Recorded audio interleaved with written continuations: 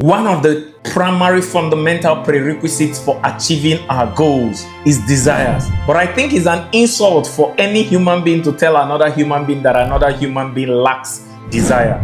We all have desires, but only some desires are fulfilled and others are not. To see how to make your desire powerful enough for all your desires to be achievable, watch this video. It's my East China. I'm an expert global business solutions expert and your real estate success strategist known as the mayor of our business channel, where I discuss only business and you can do business directly with me, called My Ace TV, and you can check it out right here.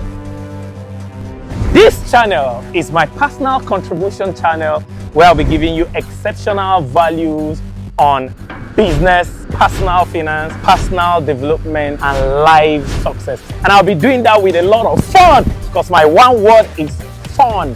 And I always seek, teach, inspire, create, collaborate.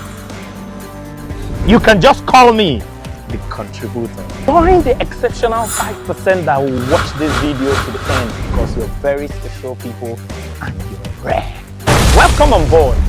Let's learn stories together. Welcome to my daily insights into my daily quotes with my ace, where I give you a longer, deeper insight into my daily quotes for deeper secrets for your accelerated results. And today's quote says, weak and wavering desires kills more dreams and destinies than the fiercest of difficulty can. Most people in the world will tell you why they didn't achieve their goals is because things are hard. I say people are not failing because things are difficult. People are failing because they expect things to be easy and they don't have a strong enough desire to overcome difficulties. One of my most favorite quotes in real estate by Sir Lord Wright. He said the human race built most nobly when difficulties were most against us. So difficulties and challenges are the best time to bring out the best in the ingenuity of the human mind. So it is not difficulties that kills goals. It is weak and unwavering desires.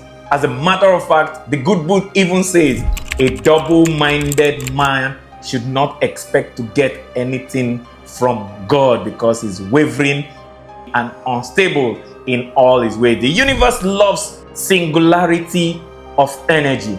The power of the laser beam is in the concentration of energy.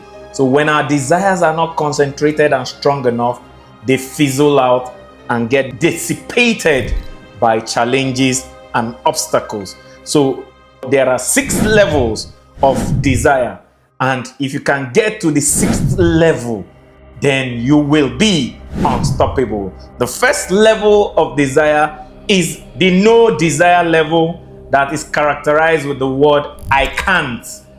When you say I can't, it means you lack desire. I can't have canned more people into a can than any other thing. When you say you can't, you put yourself into a can. As a matter of fact, in the book, my first ever mentor in the first ever self-development book I read, Rich Dad Poor Dad, he said, asking a question rather than making a statement of I can't is what makes most people powerful. Instead of saying I can't, saying how can I makes you more powerful. When you say I can't, you put the lead on your possibilities and your desires, and you won't be able to do anything. So the first level of desire is when you say I can't. And that happens a lot to us when we're young. If your mom tells you to ride a bicycle, you say, Mommy, I can't. She said, no, you can do it. Do this, Mommy, I can't. We always start with I can't until we are encouraged and we start doing and we see that we can. And everybody that still believes you can't do anything is not because you lack ability, it's because you lack desire. So the most basic non-desire level that will never get you out of the can is when you say I can't. The second level of desire that is a little bit above the no desire, that you have very feeble, weak desire, but is below the threshold of effective desire, is maybe I can. This second level of maybe I can, you are having a probability of maybe you can or maybe you can't. The desire is wavering. Most people that think maybe they can are not able to amount to anything, because at the sign of the first failure, first mistake, first challenge, they'll run away and say, didn't I tell you that I'm not sure I can, that is just a maybe, so this might not be for me. That level of desire is below the threshold and will get you nowhere. The third level of desire is also below the threshold, but this is the fourth level, is where the threshold begins. This third level is so weak that many people accept it as desire, but it's a weak desire, and that is the level of I will try. Try is one of the most trivial words I have seen in life. When anybody tells me I'll try, I already see the weakness of desire in that person. Can you make a first class? I'll try. Can you ace your studies? I'll try. Will you make money? I'll try. Can I see you tomorrow by 6 p.m.? I'll try. Anybody that tries fails, because when you are going with the desire just to try, you are going with a sub-effective level desire. I will try is the answer of weaklings. So when I'm doing a business transaction with you and I tell you, can you deliver this tomorrow? You say, I will try. I just feel that you are not serious and you don't have the strong enough desire. The number 4th, 5th, and 6th levels of desire are the active levels of desire, and 6 is the unstoppable level. So from I try, which is the 3rd level, go on to the 4th level, which is I can. Where desire begins and active desire begins is I can. When you say you can, your brain is forced to start looking for ways to deliver your desires to you. When you say I can be a millionaire, your brain will begin to think, where are the possible places of becoming a millionaire? What are the skills I have that can make me a millionaire? What are the abilities? Where can I go to? What business can I do? I can is one of the most empowering desires, because it gives you the thoughts, the possibility of possibilities, and you begin to look for those possibilities. But I can is not the supreme level of desire. The 5th level of desire that is almost supreme but not the final level is I will. When you ask me for $1 million and I say I can give you, it's a desire, but it's not still perfect, because there's a touch of possibility and probability in it. But when I say I will, there is a definiteness and a power behind it. And the greatest thing that makes the human beings different from any other organism in the world and more powerful to have dominion is the power of the will. And when you say I will, you are also exercising your will to have dominion, because what gives the human being dominion over all the other creatures in the world is will, and your will is free, and that's why it's called free will. When you say I will succeed, there is a seriousness that the whole universe, the whole energy in the world, the whole angels in the universe watch out and say, he said he will.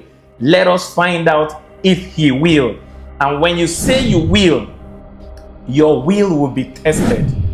And one of the greatest wills in the world is when people say he has an unbreakable will. He always does what he said he will do. When your will is unbreakable, then your will is a real desire and becomes powerful. As a matter of fact, challenges, obstacles, and even the devil himself, when they see that you have an unbreakable will and you ever choose that you will do anything, they begin to give way and say, wow, he said he will. And usually when he says he will, he does. That is almost supreme. But the final level of desire that makes your goals unstoppable and makes you achieve all your goals is the 6th level of desire, called I must. What we call a necessity, we call into our life. If you call achieving your goal a necessity, you call the achievement of your goal into your life. If you call millions of dollars a necessity, you call it into your life. If you call a private jet a necessity, you call it into your life. Why most of us, despite the hunger in the world, are able to still eat every day is because we call feeding and surviving a necessity, so we call it into our life. The most powerful desire in the world is I must. And how we know you must is this is the place where you are willing to sacrifice your very self to do the thing you desire, because this is where you have what they call the do or die attitude. When you say I must achieve my goals, because if I don't achieve this goal, I'll live like a pauper, and I cannot live like a pauper, so I must achieve this goal or die. The universe will not only make way for you, but it will begin to throw red carpets, begin to bring opportunities and all the things that will make you achieve your goal. But guess what? Your must be tested. If your must is not probably going to be tested, is a must that your must be tested to see if you really mean your must. It's a must that every must be tested. But when your must is tested and you pass the test of your must, the universe will not only bow and make way, the universe will throw a red carpet and hire some spiritual trumpeters to be blowing the trumpet that behold the man that said he must achieve, and he did not back down, and he's achieving.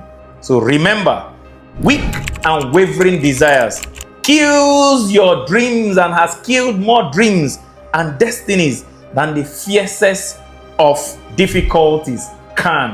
When difficulties come up, strong men also come up. But without the desire to be strong, there will be no strength, even though there is a potential for strength. And these 6 levels of desire is what would determine whether you have desires and can be quenched, or you have desires and are unstoppable. First level is I can't.